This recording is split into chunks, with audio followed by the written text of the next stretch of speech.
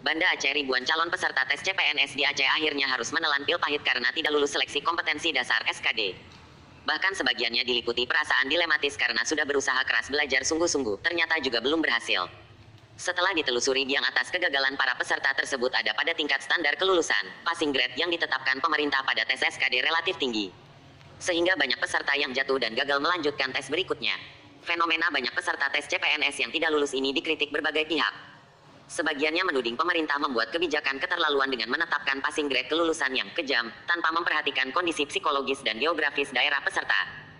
Kalaulah untuk menjadi calon presiden harus ikut tes seperti model CAT SKD CPNS tahun 2018 ini dengan soal yang sama, maka Jokowi dan Prabowo, bisa saja keduanya juga tidak lulus, ujar dosen FKIP Universitas Syakuala Budi Azhari MPD seperti dikutip serambinews.com dari laman Facebooknya, Senin, tanggal 5 bulan 11 tahun 2018.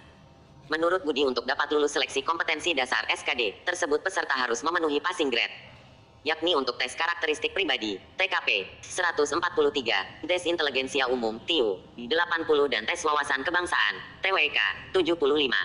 Jika salah satu tidak memenuhi, maka peserta dinyatakan gagal. Bisa saja, walaupun Jokowi cukup nilai TKP dan TWK tapi gagal di tes inteligensia umum.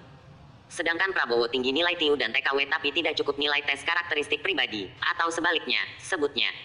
Karena itu, sebut Budi, bagi peserta yang belum beruntung dan tidak lewat tes SKD CPNS diharapkan jangan bersedih. Karena soal seleksi kompetensi dasar CPNS kali ini memang sulit, namanya saja, dasar, padahal soalnya sulit, dan juga pemerintah menetapkan passing grade yang relatif tinggi, sebutnya. Menurut analisis dosen-dosen UIN Ar-Raniri ini pada soal wawasan kebangsaan, TWK, sebagian besar soal menuntut kemampuan C4, C5 dan C6 teori taksonomi belum. Jadi wajar jika soalnya sulit, karena menuntut kemampuan analisis, sintesis, dan evaluasi.